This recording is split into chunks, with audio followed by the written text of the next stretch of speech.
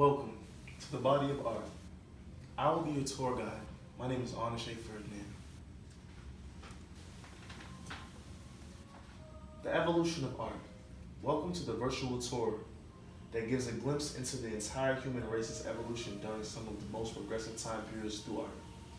We will see how humans have gone from the Middle Age era through the Renaissance and the Enlightenment period to land in a very immoral and unstable time, all beautifully depicted by amazing artists.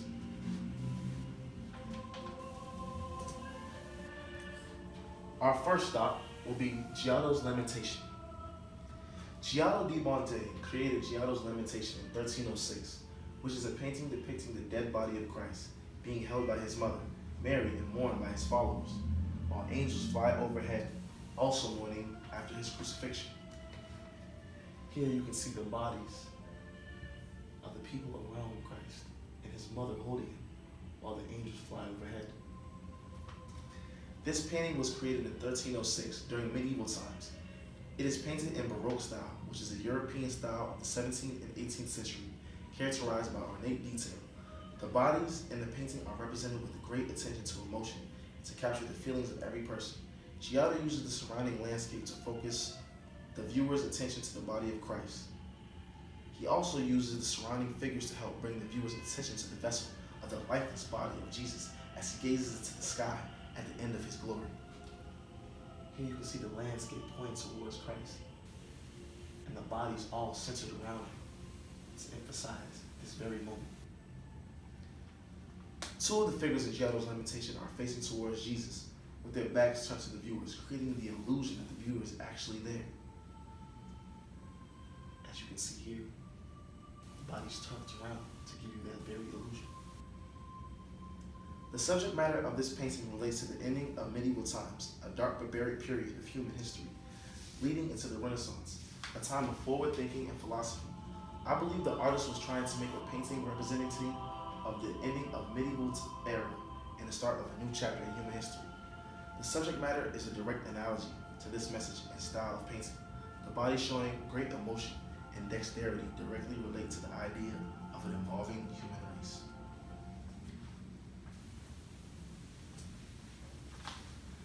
Next, we will have Donatello's David.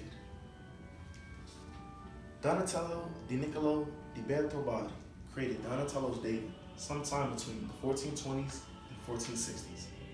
This sculpture portrays David standing over the head of Goliath in the position of contrapposto, creating a sense of movement and displaying a presence some would say is almost lifelike. The sculpture is hollow, made of bronze, copper, and tin to give it strength, and it was forged using a technique called lost wax, a style used by the ancient Greeks and Romans. It is the first freestanding sculpture since the classical antiquity. The artwork is an analogy to the French defeating the Duke of Milan in battle, and it was a representation of the Florentine Republic. David being the Florentine standing over the significantly stronger Milan, which was a military power represented by Goliath. David holds a sword in one hand, representing the violence of Milan, and a rock in the other, representing the humble culture of the Florentine. David also wears a soft hat, in contrast to Goliath's hard helmet, to represent an oncoming rule of peace within the new era. The style of this sculpture made in Renaissance time looked incredibly alive in contrast to sculptures of medieval times, mainly because of the contrapposto pose, which created a great representation of the evolving times. The artist Donatello uses David to create the message of a new way of thinking and rulership that transitions from medieval times, which was an era of war and bloodshed, whereas the Renaissance time were marked by peace, innovation, artistic, political, and economic rebirth.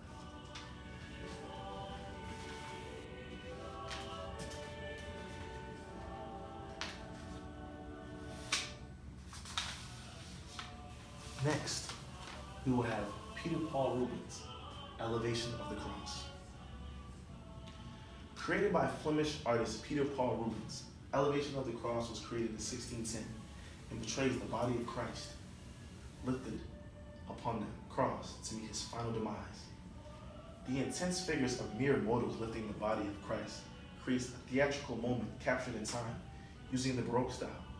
This painting directly represents the ending of the Dark Ages, leading into the Renaissance, using the Baroque style to display the evolution of humanity's views on political, religious, and economic issues.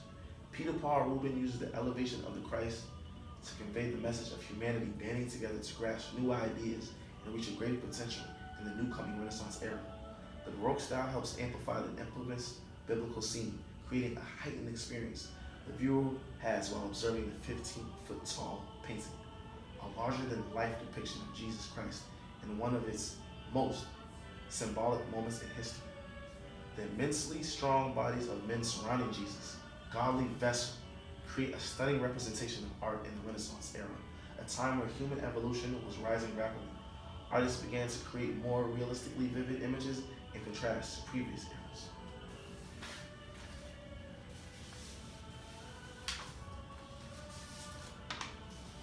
Next, we will have Jacques Louis David, David's Oath of Variety. Jacques Louis David created David's Oath of Variety in 1784, a painting that tells the story of the early Roman state at war with the neighboring city of Alba, a battle in which three brothers from each side were sent to engage in an intimate battle to settle the conflict between two governing powers. The Romans chose the Hierarchy, and the city of Alba chose the Curetine. There is a conflict in interest due to the intermarriages between these two families. The men stand united through a powerful stance representing their purpose and masculinity in a time where men ruled over the world, in contrast to the women who were believed not to be able to think about civic responsibility, a philosophy of Rousseau's. This is represented by the women's limp and almost lifelessness shown to their disposition in the painting. Here you can see the men standing very strong in unison. Even their legs are all together, and so are their hands, in contrast to the women, sitting, looking lifeless, saddened by the events taking place. In contrast to the luxuriousness of Rococo, David's Oath of Variety is created in the style of neoclassicism, which speaks to the virtue of simplicity and represents events in history that affected the outside world, instead of indulging in its love for the wealthy, beautiful, and opulent. I believe the artist Jacques conveys the message of revolution through his painting and creates an analogy for the oncoming times of the French rebelling against the monarchy and hopes to create a republic. In a time where critics such as Diderot were calling for an art form that depicted virtuous behavior in contrast to the prevailing style of Rococo style, which appealed to the autocracy, which had become overused and cliche, so to speak. Jacques Louis David's, an extremely politically involved artist, also answered that call with David's Oath of Variety. This painting has become an icon for the revolution and a symbol that the revolutionaries who were rising up against the monarchy of France in hopes to one day build a republic.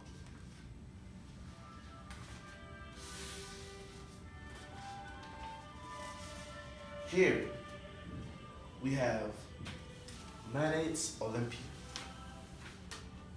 Edouard Manet created Olympia in 1863. The painting portrays a harlot greeting her client with a penetrating stare.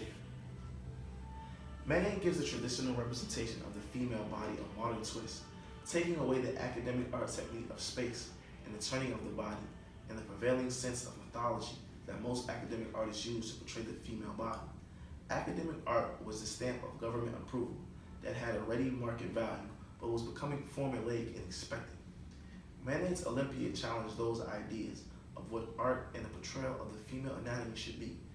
In contrast to most paintings of women that seem almost godlike, such as Venus, the painting of Olympia was that of a real woman, whose features are not idealized, exaggerated, or perfected, in contrast to ancient Greek sculptures or Renaissance paintings of women who are utter spectacles of perfection.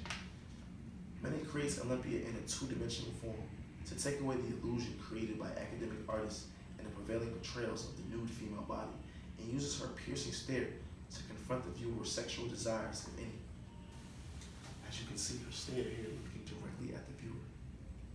Her stare allows the viewer to be subjugated to her knowledge of the eyes watching her as she watches them. Olympia's very pose in the painting brings forth a new identity for how women are perceived, looking forward shamelessly, in contrast to the poses of women and representations from academic artists whom are always shown portraying a certain shyness or modesty. The style and subject matter of the painting speaks to the ever-evolving times and portrayal of the female body, from a modest beauty of sheer perfection to eroticized intelligence that not only understands its sensuality, but commands it at will. Monet creates a new standard for beauty in modern life that speaks to a darker side of Paris in the 19th century, giving light to a hidden world that much would rather ignore than accept, a world that exposes their deepest desires and guilty pleasures.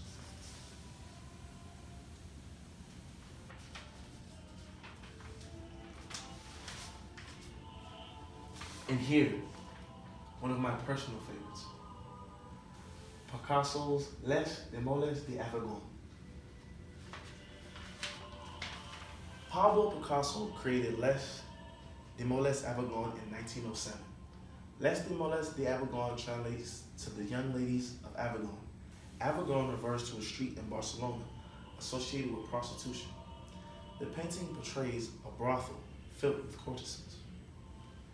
The faces of the women on the right represent African masks, giving a sense of danger or warning that are intertwined with such pleasures. These masks directly relate to the colonialism of Africa by the French. Many historians recognize the painting as a radical break from the conventional style of painting from the early Renaissance era, pointing towards the future. Picasso helps to usher in a new style known as Cubism, which is an art form that deconstructs three-dimensional form and linear perspective and modulation of light, known as critical, which helps to create illusions and fantasy that helps the viewer perceive what they perceive as in fact reality. Picasso goes against the grain of Western tradition, helps express this art art is becoming in the late 19th century and early 20th century, and also express what it felt like in those times. Picasso illustrates an image that conveys a message with what sexuality in his time is becoming, a collage of pleasure, danger, mystery, and lustful eroticism. Shown through the great artwork, the representation of the figures in this painting help bring forth new definition to the female anatomy, making their beauty symbolic to the message that Picasso conveys through his sheer genius.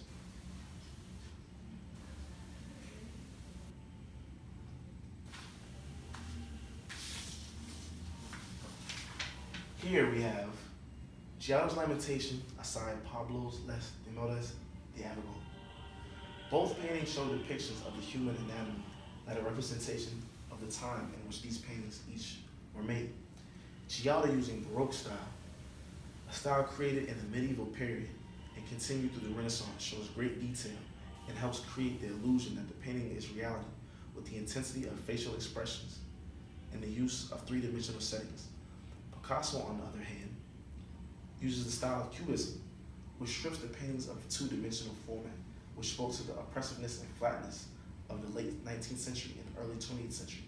Giotto creating his painting to convey the message of a new era coming forth directly relates to Pablo Picasso's usage of Cubism to embody the feel of his era and to set the tone for a new era of art by shattering past constructs used in painting and bringing forth new ideas and styles that help illustrate life in his time. You can look at these two paintings and clearly see the evolution of art, or some may say the opposite. That is left to perception. Giotto's Lamentation, vivid in style, representing humankind leaving the dark ages and entering a time forward thinking and enlightenment, and Pablo using Cubism, concealing underlying messages and themes within Demoiselles d'Avignon, speaks to the complexity of the painting itself. Throughout time, man and art evolve as one to represent the eras throughout the journey of human evolution. What will the 21st century leave as representation of all its ordeals? Until then, enjoy your lives, live, laugh, and create as much as you possibly can.